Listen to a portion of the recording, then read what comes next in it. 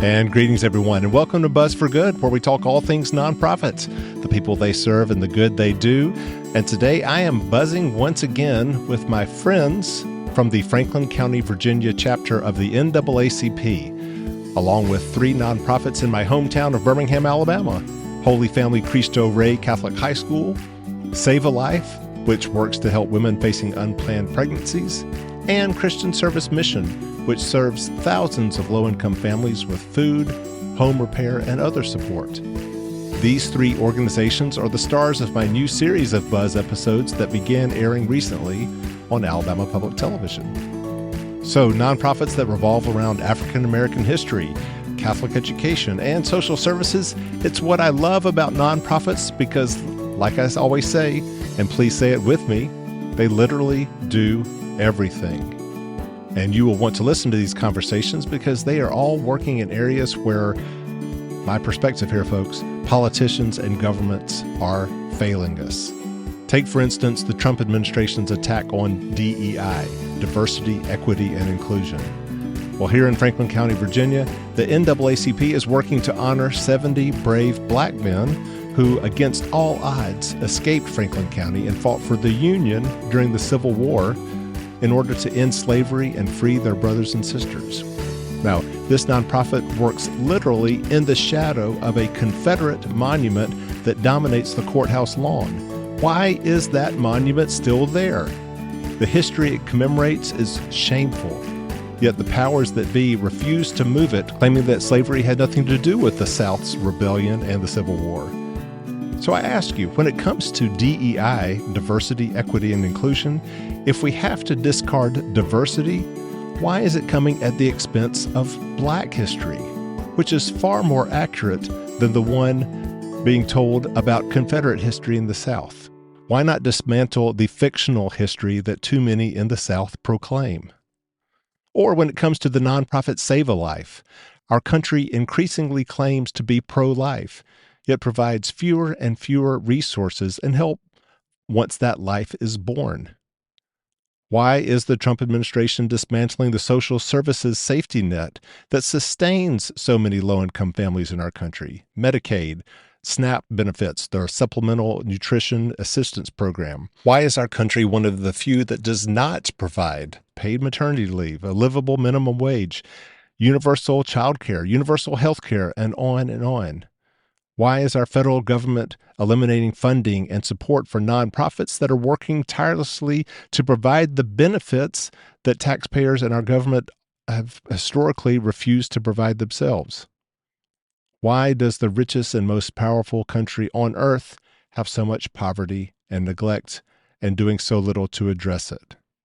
Well, bigger questions than what we can somehow come up with answers with today.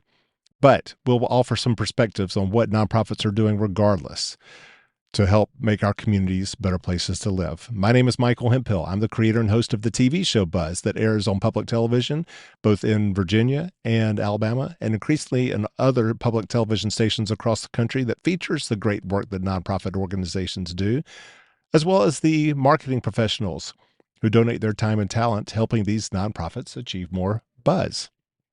You can find out more about the work that we do on our website, buzzforgood.com. That's buzz, B-U-Z-Z, 4, good.com, as well as our social media channels, Facebook, Instagram, LinkedIn, and YouTube, all at Buzz for Good. I want to thank our sponsor, Partners in Financial Planning, a Southwest Virginia-based financial management firm, partnersinfinancialplanning.com. And now, back to Franklin County NAACP and their work to raise the shade on the 70 African Americans who fought in the United States colored troops during the Civil War. They are hosting a forum on May 31st at the Smith Mountain Lake 4-H Center to share more about these men's struggle and service.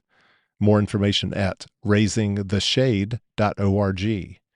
Now, in one of my recent Buzz Live shows, Buzz Live, by the way, is my new talk show, which I humbly call The Tonight Show for Nonprofits. I previewed the forum in hopes of inspiring more people to attend. So please listen. All right, and welcome everybody to Buzz Live. Thank you. Thank you. Now, Buzz Live, for you, those of you who don't know, is the talk show that I humbly refer to as the Tonight Show for nonprofits. Now, of course, it is not night, but a gorgeous Sunday afternoon here in Rocky Mount, Virginia. Now, we have held Buzz Live shows in a basement, in a music hall, in a historic theater in Roanoke, and just yesterday we were at the Habitat for Humanity Restore in Christiansburg, Virginia. Now, this is the very first time that we have been in a church sanctuary. And I got to say, this, yeah, I got to say, this feels kind of nice, all right? A lot of power up here. I can understand why people want to become preachers. Now, my name is Michael Hemphill. I'm the creator and host of the TV show Buzz that airs on Wednesday nights at 7 p.m. on Blue Ridge PBS, where we feature the great work that nonprofit organizations do in the communities that they serve. And one of these great nonprofits that we have had the privilege to walk alongside here in 2025 is the Franklin County NAACP. Yeah, that deserves an amen. That's right. Now, the Franklin County NAACP has created a program, as you all know, called Raising the Shade, to shed light on a previously unknown chapter of the county's history. The fact that 70 brave black men, against incredible odds, somehow ended up fighting for the Union during the Civil War with the United States colored troops to help gain freedom for their brothers and sisters who were enslaved. Earlier this year, we were in this space, First Baptist Church in Rocky Mount, to premiere our first episode of our show, Buzz, featuring Raising the Shade. And you can watch our entire episode on our YouTube channel at Buzz for Good. Now, today we are back here to hopefully inspire those of you who are gathered here, those of you who are tuning into our live stream on Facebook and YouTube, and those of you who may be watching the show later in May on Blue Ridge PBS. We want to inspire you to attend a forum that Raising the Shade is hosting on May the 31st at the Smith Mountain Lake 4-H Center. I've got that right so far, yes? Okay. They have invited distinguished scholars from all over the country to come and share more about the African American experience during the Civil War and beyond.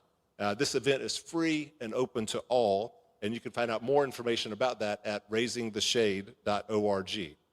Now, on today's Buzz Live, I will have conversations with the Raising the Shade Education Committee Chairman, Raymond Williams, as well as committee member and pastor of this church, Reverend Christopher Coates. Hopefully I'm doing him justice up here right now. I will also share with you some video recordings that I've had with interviews over the last couple of weeks with the various presenters who will be at the forum on May 31st. And having spoken with them already, I can assure you that we all are in for a treat that day. Now, just to set the scene for today's show, let's begin with the introduction to our Buzz episode that aired earlier this year, again, which is available on our YouTube channel, and I would hope everyone would be inspired to go watch it. Rob, if we could show that first clip. Monuments are all around us, testaments to people and places of the past. Today's Buzz begins with just such a monument, located on the courthouse lawn in Franklin County, Virginia, honoring the county's ancestors who fought for the Confederacy in the Civil War. It's a common monument in the South, but increasingly people are asking, why? Why is it there? What is its origin story? Who and what is it honoring? And who and what is it not? These are the questions being posed by members of the nonprofit Franklin County NAACP. With funding they've received from the Mellon Foundation as part of a Virginia Tech-led initiative titled Monuments Across Appalachian Virginia, the Franklin County NAACP has created a project called Raising the Shade. Their mission? Create new monuments that celebrate the county's 70 African American ancestors who fought for the Union during the Civil War in a branch of the Army known as the United States Colored Troops. But their quest, like the one their ancestors faced 160 years ago, has been fraught with struggle as they're confronting the truth epitomized by the great William Faulkner. All of us labor in webs spun long before we were born. The past is never dead. It's not even past.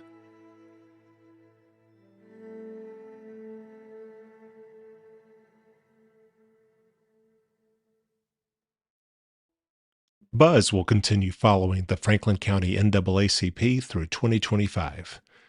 In May, the Monuments Across Appalachian Virginia grant from Virginia Tech will fund a community-wide forum to share a more complete story about Franklin County during the Civil War.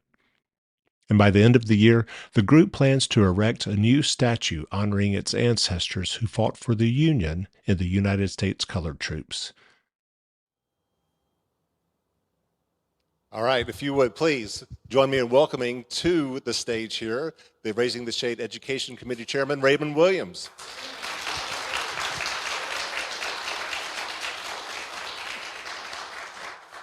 Thank you for being here. Thank you. Now, before we get started with the work of the committee's doing with the forum, start off with what inspired you just to even become part of this effort to begin with? Okay. I've always been interested in history, and I was particularly interested in Civil War history. And as I got a little older, though, it fascinated me, the history I did not know. And particularly Civil War history, because I grew up in a time period where we were taught officially in Virginia a really lousy history. Yeah. I mean, it was lousy. And I still remember in high school. We covered some of that in that first yes, episode. You did. And we'll probably talk, and we've been talking about that with school groups, et cetera. Yeah. But I remember I was talking with a friend in high school. She was black, and we were talking about, and I repeated what I had learned in history class in 7th grade. It was about states' rights, not slavery. She said, for me it was, and I thought, I cannot argue with that. Mm-hmm. And we were good friends. It was a pleasant exchange. But I thought, that's a good point. Yeah. And even in college, although I learned more about the realities and so forth, even there in one class, for example, I remember we read a book by Henry Kidd Douglas, who was a minor officer with Stonewall Jackson. But, for example, I never read anything by Frederick Douglass. And as I got older, I thought, wait a minute. That you got the wrong Douglas. Yeah, right. There needs to be more. There are a lot of stories that have not been told. So when I was asked to participate, I thought this is a good opportunity to make those stories more well-known, because they should be. And there's some incredibly inspiring stories. There are also some sad and depressing stories, and that's true of American history, and we have to acknowledge both so we can move forward to reach our ideals. And we keep emphasizing that. We really do want to keep people focused on what do we need to do to get to where we want to be. That's right. That's right. Yep. We about 3 or 4 years ago, we did an episode of Buzz on the Christiansburg Institute, which I'm sure people here are familiar with. It was one of the very first African-American schools founded in 1866, a year after the Civil War ended, for newly freed slaves. And it was a model of education, shouldn't have been not only just for black Americans, but for all Americans, until school integration finally took hold in 1966. And what happened as a result of desegregation is that the Christiansburg Institute was closed. And all of the students there were scattered to previously, whites-only schools, rather than the other way around. And a lot of the alumni there would make that point. It's like, we had the better school, but we were the ones who were shut down. And similar to like this history, I'm reminded of, all the talk right now about DEI and all this nonsense. When we're talking about the history that should be presented, it should be African-American history. That is all of our history. If we're going to get rid of one history, let's get rid of the history that we used to always learn and not the other, because this is the one, right? Right. So what is your, have you noticed, being part of Raising the Shade, have you noticed any change in attitudes regarding, the history that you're trying to present here? That's difficult to say, and that obviously, we haven't met with everyone yet, and there's some people who are attitudes regarding, the history that you're trying to present here? That's difficult to say, and that obviously, we haven't met with people who are dealing with community engagement more, and they would probably be able to address that more because they're actually. I have noticed, though, there is an interest, and particularly when we met with younger people, it's like this is fascinating. And I know people on the committee, there's been some change because we're learning things we didn't know. And that is one of our goals. We hope to see some changes in attitudes as we learn, and we're not just stopping with May 31st. We do want to continue the educational process as well. Yeah, we're about to meet all the presenters through these video interviews I did. But how do you hope people are changed by those who attend the event? Right. I think the big thing, first of all, just to be aware of the complexity of this history. We tend to simplify things as time goes on, and people fall prey to the good old days myth when everything worked. And someone had said, why are we putting up a statue for them? They fought for the North. And I thought, no, they didn't fight for the North. They fought for a vision of the United States for all. Nice. And yeah.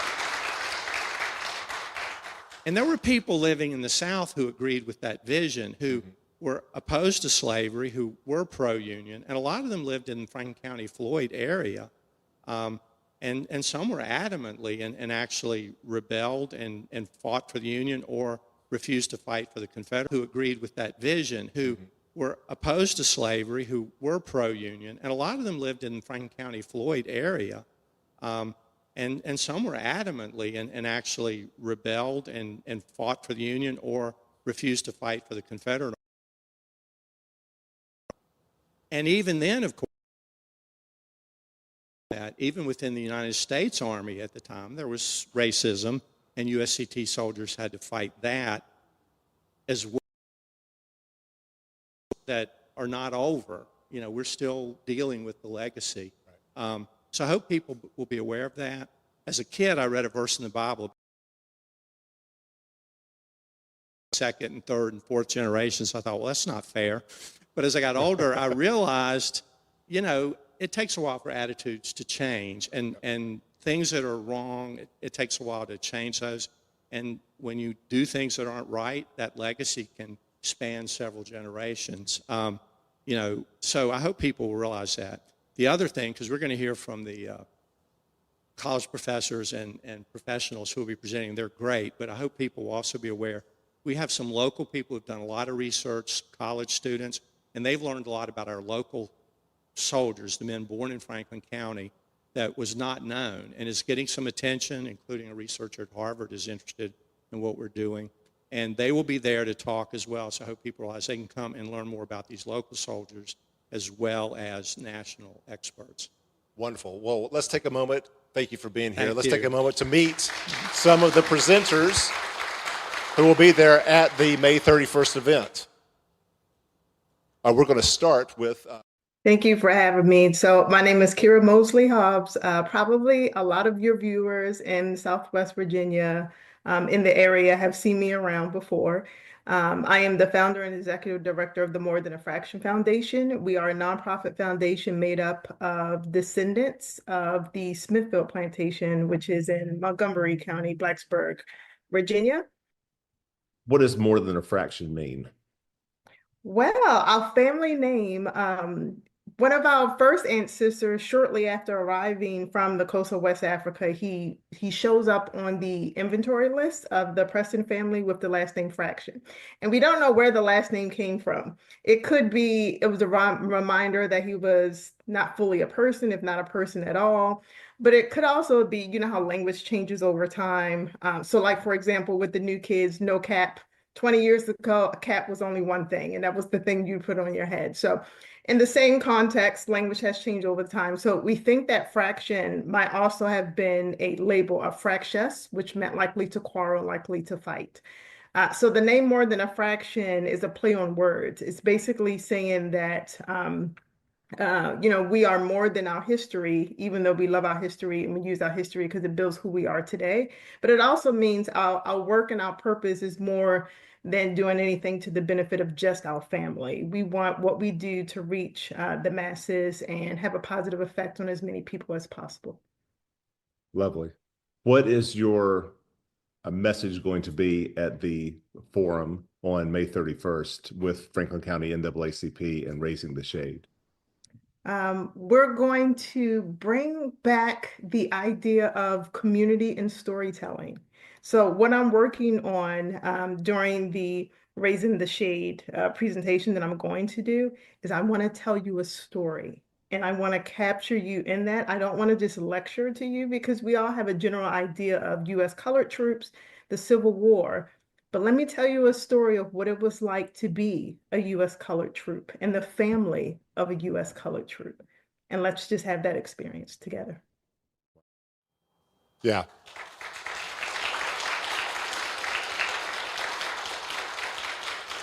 All right.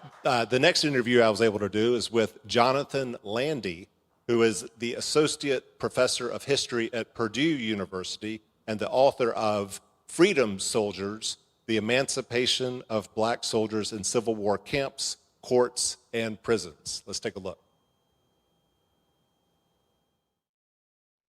So on May 31st, I'll be discussing the content of my recent book, Freedom Soldiers, which is an exploration of USCT members from all across the country who joined up with the United States Colored Troops and served from late 1862 all the way up through the end of the war.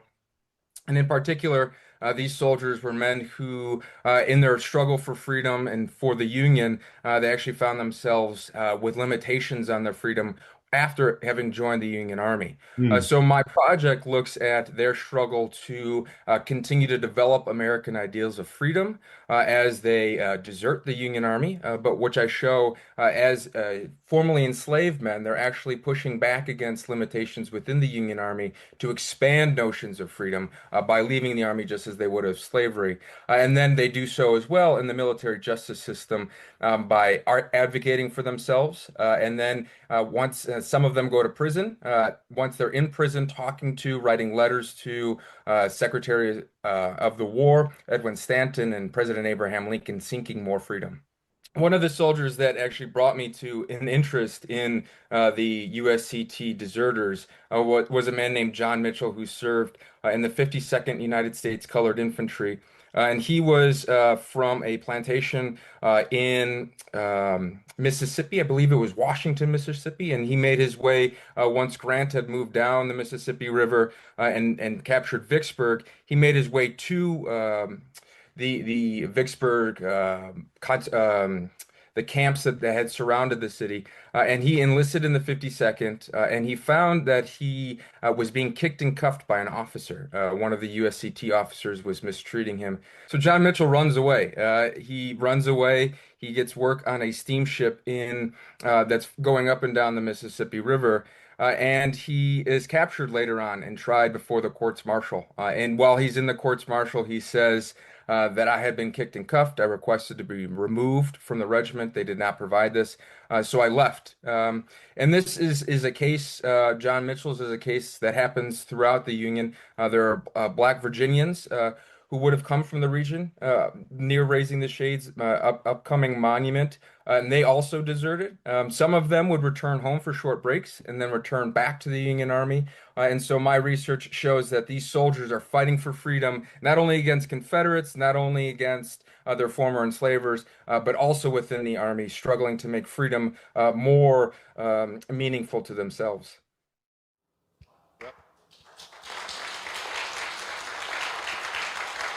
Now, on Buzz Live, we always like to have a musical guest, for those of you who have seen our show before. Well, for today's show, we have a theatrical guest, Mike Wiley, who is an acclaimed actor and playwright who has spent nearly 2 decades fulfilling his mission to bring educational theater to young audiences and communities across the country. Through his performances, Wiley has introduced countless students and communities to the legacies of Emmett Till, Jackie Robinson, the Freedom Riders, and more. I was fortunate enough to interview him and Duke University professor Charlie Thompson. Together, they have created a project called America's Hallowed Ground that seeks to honor sites of past struggles, conflicts, and sacrifices that are significant to American history, particularly its history of racial inequality. After our interview, I'm going to share with you a video of their latest collaboration, which will be shared at Raising the Shades Forum on May 31st.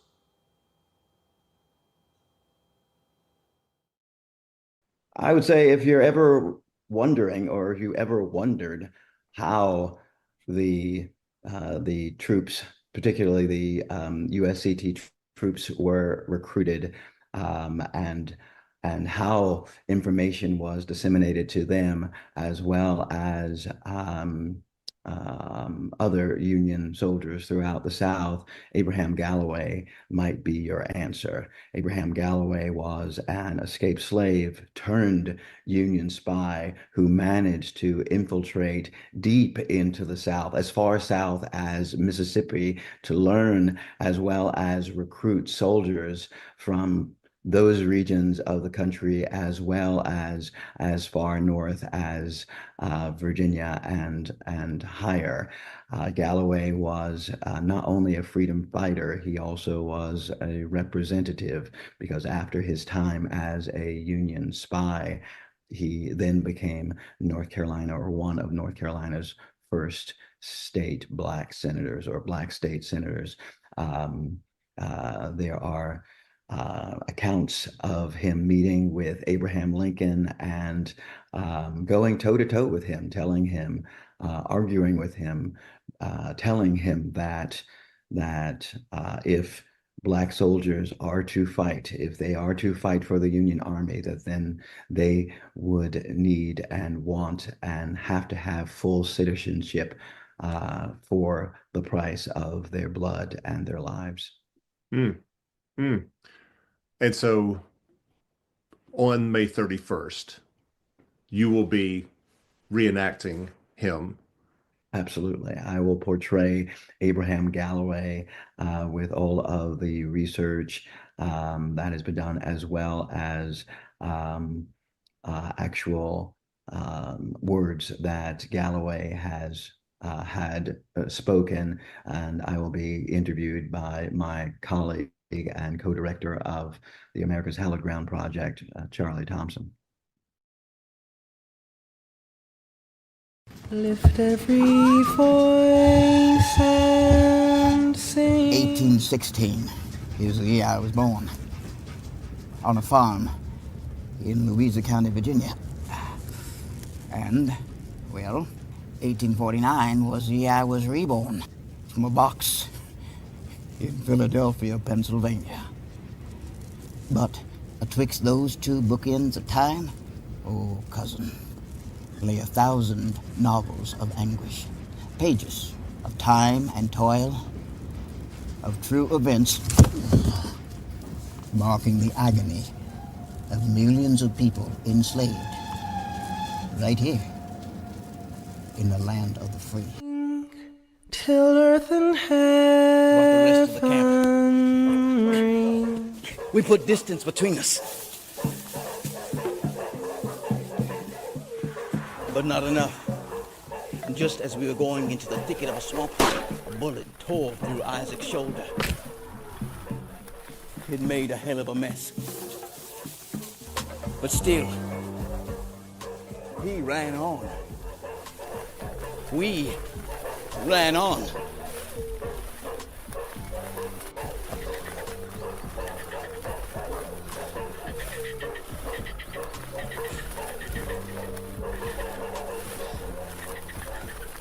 Until we could no longer hear the dogs.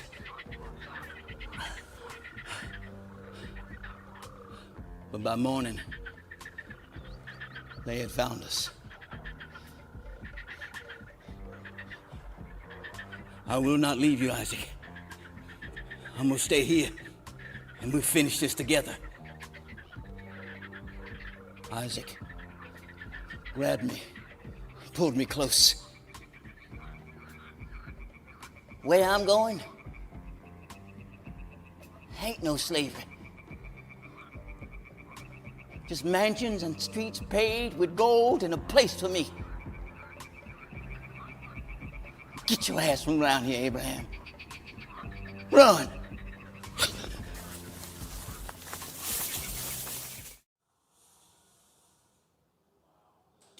Yeah. And our final video guest is Christopher Hamner, Associate Professor of History and Art History at George Mason University. And he is actually going to have two presentations at the Raising the Shade Forum on May 31st, which he describes here. I am a scholar of war and society, so I look at military history, war, the planning for war, and the peace process from a variety of different angles. At George Mason, I teach classes at the undergraduate and graduate levels on various conflicts from the Civil War to the Second World War, and I also teach classes in civil-military relations and the War in American Society survey. And I was delighted when Raising the Shade reached out to me, I think late last year, and invited me to come up and be part of this marvelous symposium. And I'm really excited to be there, both to talk to the audience and also to hear some of these other amazing scholars that are going to be participating. Fabulous. So what are you specifically bringing to this conversation? I am going to be delivering two lectures. One is on just the experience of Civil War soldiers on the ground. So often when I speak in public, we get Civil War buffs who know a lot about the tactics and the fighting at Gettysburg or Fredericksburg, but they haven't always thought about what it was like to be a 22, 23, 24-year-old young man from New Hampshire or Wisconsin or Virginia who's kind of thrown into the meat grinder of Civil War combat. So we're going to look at the sort of daily life of Civil War soldiers, North and South. And then I'll be giving a second lecture on Black servicemen and the franchise, the vote for Blacks, and the 1864 presidential election, which I think remains the most consequential presidential election in American history, and which pivots on present company, perhaps exclusive. I think if you put it to a group of 100 historians, they would still say 1864 was the most consequential. Okay. With recent elections kind of moving up on that list. But it turns on a few issues, but one of the most important is Black citizenship, Black service, and the Black franchise. The Emancipation Proclamation finally allowed the federal army to recruit Blacks into its ranks. There were canny members of the Black community, including men like Frederick Douglass, who understood that Black participation in the war itself was critical, not just to strike a blow against the institution of slavery, but also to cement the claim after the war that Blacks had earned full rights to citizenship in the United States once the war was settled. And, historically, there's never been a faster way to cement one's claim to citizenship than to serve in the armed forces, to risk a life, to lose a limb. So if you've ever been interested in exploring history, rolling up your sleeves and doing a little historical analysis yourself, this will be a great chance to do that. All right. All right, so those are our presenters who will be at the May 31st Forum, hosted by Raising the Shade. More about that event at raisingtheshade.org. Now, please welcome to the stage our final guest for tonight, the Raising the Shade committee member, as well as pastor of First Baptist Church here, Reverend Christopher Coates.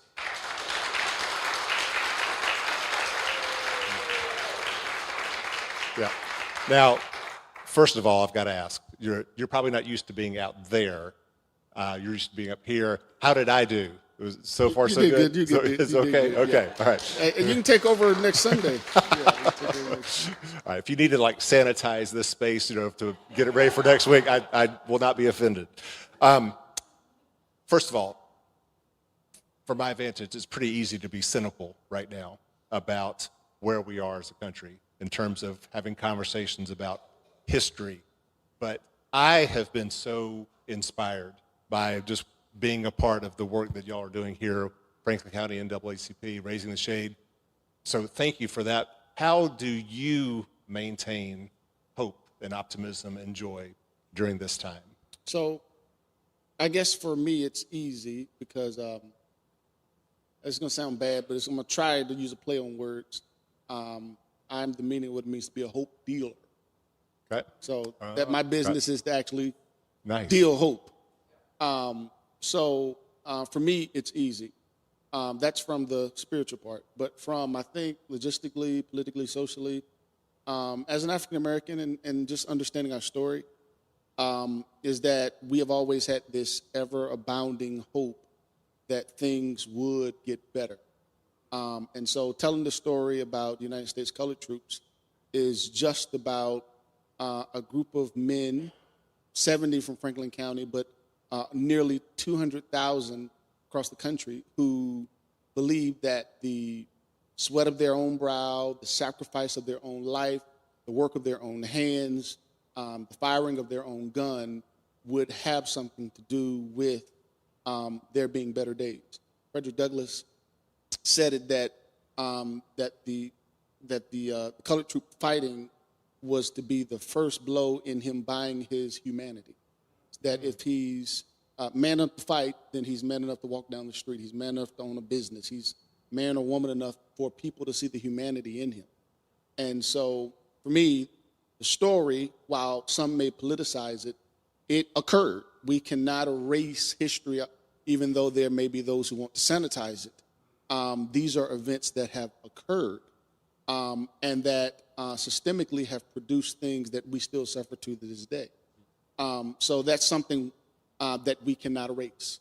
And so for me, I get that it may be cynical, but the American Civil War is a part of American history, just as important as the American Revolution, just as important as any other aspect of our country's history. While it may not necessarily be the most glowing part to some, it is a chapter in our history. And there's this phrase, those who do not learn from history are doomed to repeat it. Yep. And so it is my hope that America as a nation would learn from its history, therefore we do not have to go down this road again. So. Wow. Wow. I mean, all that was just off the cuff. Imagine when he actually has time to write a sermon from up here. Man, y'all are a lucky people. I don't know about all that. Yeah. All right, so we're kind of coming to the end of our show here. I know you've also been focusing on, obviously, May 31st is an important event. Please, I hope everyone who's tuning in is going to go to that event and learn more about this incredible history, raisingtheshade.org. What do we have to look forward to after May 31st that the committee's doing? So I think what we celebrate on May 31st it'll be an opportunity to inform ourselves, but also think we should leave with a challenge. That the stories in which we hear, the information that we learn on that day, they should not stay confined to a notebook of notes that we take or an experience to say that we went, but rather I think it should challenge us to literally not just learn about history, but go live it out. And the main theme, I think, of the story of hearing about the United States colored troops is we hear the story of resilience, right? And so when we hear this story that has this theme of resilience, this theme of overcoming odds, this theme of fighting through the powers that be, whether it be their wage inequality, whether it be being put in certain situations on the front lines that were not conducive to victorious battle, or would it be just returning home and not being seen as a complete man? We see that these soldiers represented the theme of resilience. And so we'll learn about that on the 31st. My question is, what we'll do after? And my thing is that there will be days as we encounter in this America where we will need that very same resilience. Amen. As African Americans, as Americans overall, we need to understand that we do have a voice, we do have a part to play, and as I say it here at church, everybody has a job and a responsibility, regardless of whether it's sweeping the floor or opening the door, waving a hand. Everybody has a job. And so I challenge all of us that after the celebration is over, what will we do? And from my point of view, we should take that information. It should inspire us. It should inform us. But we have a responsibility to ensure that it does not stop there, that we keep it on. Mm-hmm. All right.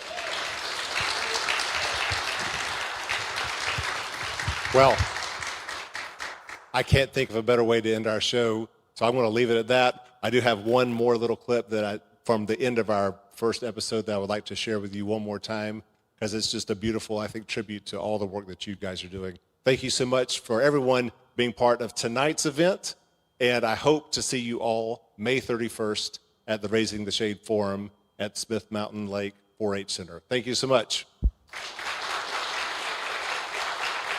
I'm hoping that with the monument here, Raising the Shade in Franklin County, that it will literally raise the shade. It will open the door for people to engage in another set of dialogue that basically tells us more about this story, more how we as a diverse people in America fit into this narrative together, how we all contribute to the making of the country.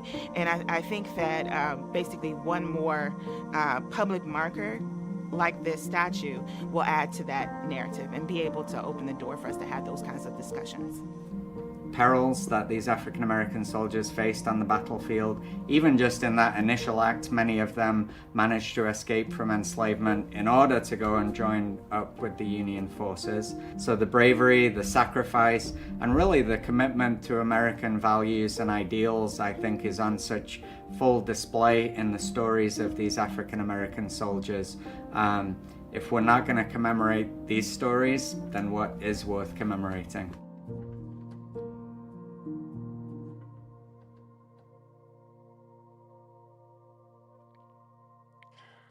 And once again, that was Raising the Shade, which is hosting a forum on May 31st at the Smith Mountain Lake 4-H Center. For more information, raisingtheshade.org.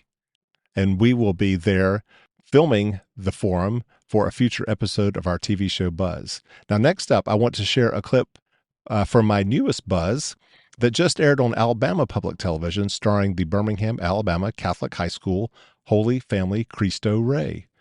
It's an incredible model for underserved families where students not only learn subjects like algebra and English, but also participate in a corporate work study program.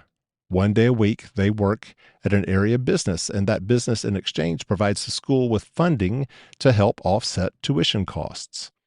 As amazing as that is, and I hope you'll go to my YouTube channel to watch the episode, they offer a beautiful faith experience as well, which is challenging since most of its students aren't Catholic or perhaps even church-going at all.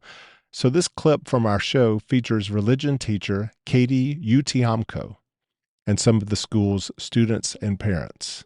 And I hope you enjoy. My name is Katie Utiamko. I teach religion to 9th and 10th grade students. The population I'm teaching here is a lot of students from many different religious backgrounds. Some of our students are Catholic and are regularly attending church. Some of our students are regularly attending other denominations' churches. Some of our students don't attend church at all and have not really been raised in any faith. So when I teach, I am trying to reach many different groups of students, which has been wonderful and also challenging. Has really pushed me to be creative in how I present the information and how I engage with the students to make sure that all of these different groups of kids have a way in. That's the other thing that I liked about this school is that they are Catholic, so we have Mass. Despite the fact that, I'm not Catholic, but I appreciate that we're able to build our relationships with God. If I could only teach my students one thing, it's hard to narrow it down to one thing, maybe a group of related ideas, that they are valuable, that they are loved, that they are in this world with a purpose to love others in a way that only they can, and that they are part of a really beautiful story that will end with all of these things that confuse us somehow making sense. And we get little glimpses of that beautiful resolution to this story in the world we live in if we can recognize it. That's what I would like my students to leave with, a feeling of purpose, a feeling of, or an ability to find the transcendent, beautiful moments in our everyday life. And I'd like to give them opportunities to reflect on how they fit into this world. A lot of our students have more demands placed on them than are really fair for their age, and I think a lot of them are wondering what's the point. Her mother passed when she was 5. She's actually my son's daughter. My son and I have joint custody of her. Students at this school in particular, we work with a lot of students from immigrant populations, people who have family members in other countries. So my parents came here from Mexico. We moved to Alabama because lots of our family members were here, and we found this to be a good place. People who have to take on leadership roles in their families at a very young age, people who are really working as providers for their families while they're in high school, trying to invest in their own future. Really following the wrong crowd, to be honest. Not doing the things that I really wanted to do as far as progressing. And then there's also just the struggles that all families face.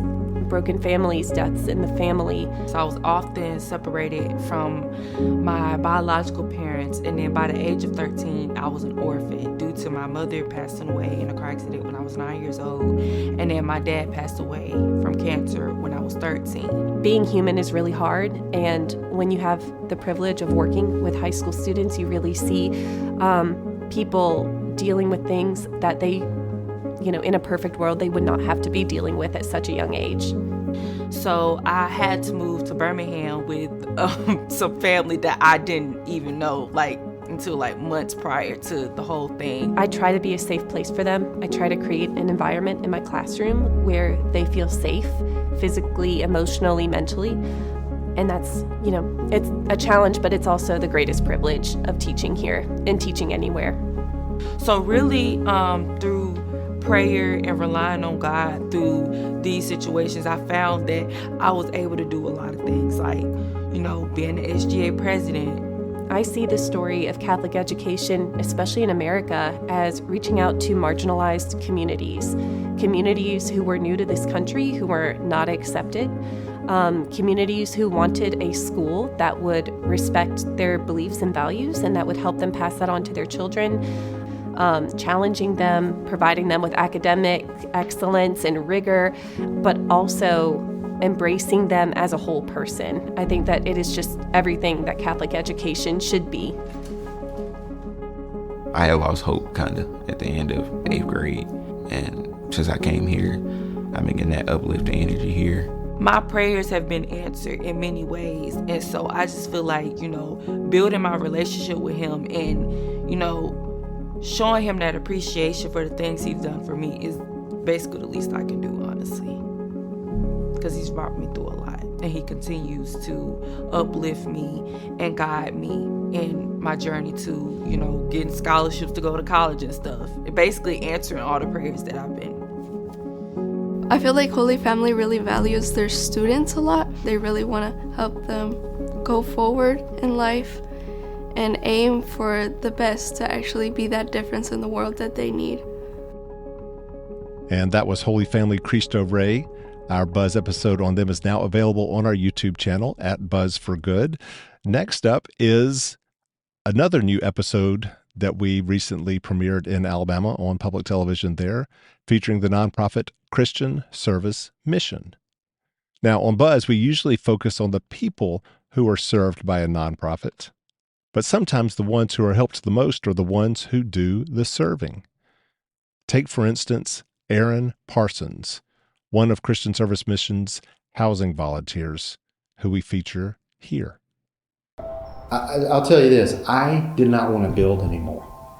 At the end of 08, first of 09, I said, I'm never doing it again. It's ruined my life, and I felt really bad. But as God began to transform, and then the tornado hit in 11, He had moved in my heart again. And when I saw all the devastation, we were out there working, I I had a guy ask me on the way home one day in the truck. He said, if you could do anything, what would you want to do? I remember this like it was yesterday. I said, I would love to build houses for free. For free. And within 2 months of that, Tracy at the mission was wanting to start up construction, and a friend of mine told me about it. The second those words came out of my friend's mouth, my heart jumped.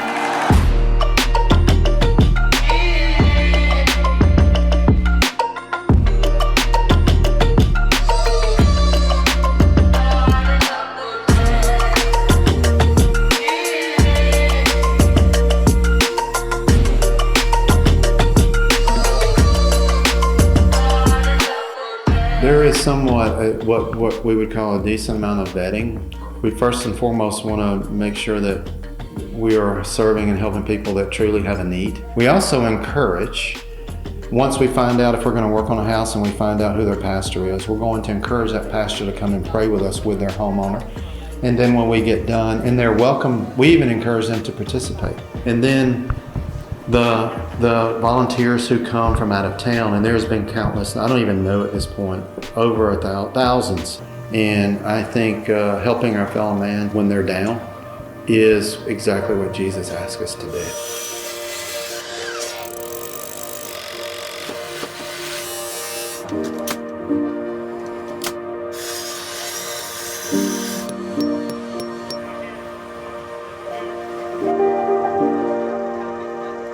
And then the homeowners themselves, many of them so precious, incredibly precious people who waited for years, who prayed and had faith, and would give their testimony of how they had prayed. Countless numbers of those. And so then to be able to be with those homeowners, to share with them, to have them share with us, so many of them are Christians, strong Christians, which helps us build our faith. And it's been the way it has built my heart has been, it never could have happened before that. Not possible. And I'll tell you this, I mean, I don't know another word other than to say this, it is addicting. I can't help it. To receive the love from a homeowner that comes from God, there is no blessing like it. Not a drop. I just thank and praise God, first of all, for being so wonderful to me. Because it took some years to look like saying the devil was saying God ain't thinking about you. You might as well quit praying. But I thank and praise God that I didn't give that to my ear. I thank and praise God for the word of God. I thank God for you all as well. Come back and visit me. I'm not a stranger to you anymore. We are family. And that's what God wants us to love ye one another. I wasn't ready to do his will those first 40 years, at least not in this aspect. But he made me ready. And so what seemed to be horrific and was tough for my family, for my wife, for my kids, but turned out to be, has turned out to be incredible. And where I thought I would be blessing people, the blessing has been in my heart and out there too. But the blessing, the eruption in my heart has been incredible. What I would tell anyone, if you will just come and try this, your heart, you will not be able to leave without your heart being affected. The reality of Jesus Christ in serving is there's nothing like it. Nothing.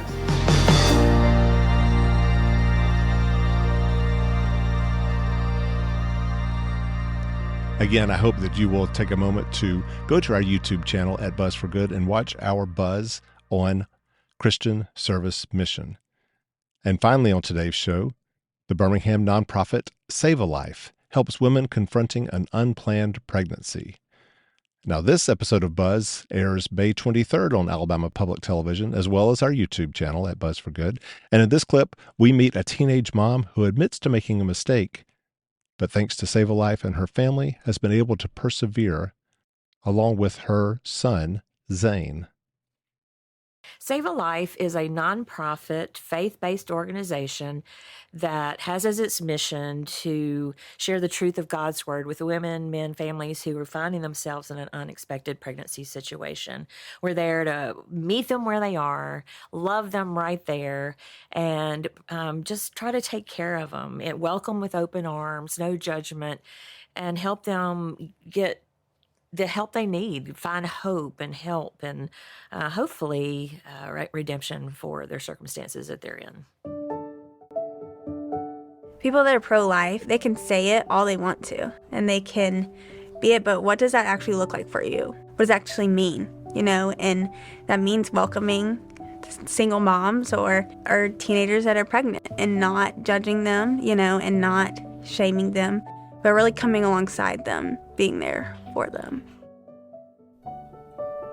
I'm Gracie Parker, and I'm 18, and I do online school in high school. We always grew up in the church, going to all the events and being in a Christian school.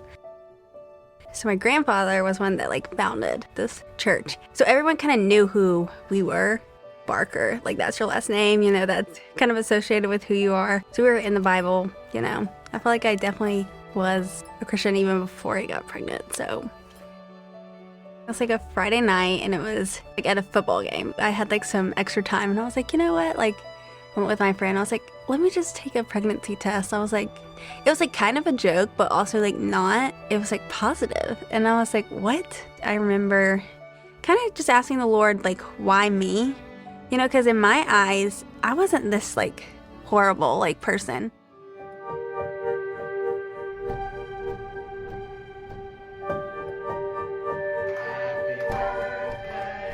And so I actually told my parents on my birthday that I was pregnant. So that's fun. She was 17 that day, and she told me, and I really thought she was teasing at first. I really did. I was without words. Don't have sex before marriage, and if you do, you're a horrible person. They didn't tell me that, but that's kind of how I felt. I think the role Sav-A-Life played was really Gracie having an independent place she could go to, and she would be loved and supported and learn things that we may not even think about, telling her. Very educational. I like to know what to expect, different milestones with Zane. Loved working with Gracie. She was not emotional. She was there. Let's get the facts. I can tell, especially later on, she wants to be the best mom that she can be. PA has really been great. You can tell she genuinely cares about you and she prays for you. And it was also fun to be with other people that were kind of in the same, not situation, everyone has different stories, but we all had one common theme, an unexpected pregnancy. The environment they create, it is so judge-free zone. You don't feel like you are being looked down upon. The only person that matters in view of me is God. I don't really have to worry about what, my high school friends or anyone thinks about me, because I'm really no different than any other Christian that has made mistakes, Just some bring kids into the world and some do other things. So this is Zane. Zane, can you say hey? Anyways, he's 9 months old, and his dad just picked the name. And I was like, oh yeah. And I think we looked at it and it was God's gift. That's what it means. Zane, he's been the most wonderful addition to our family. He's brought a lot of love and laughter, into our home. And sometimes we sit around and ask ourselves, what did we do before Zane came along? When I look at Zane, I'm just reminded of the Lord's faithfulness to me and to him. Just really every step of the way, the Lord has provided people and places like Sav-A-Life to just kind of come alongside me, and I see all of that in him. And so I'm really thankful.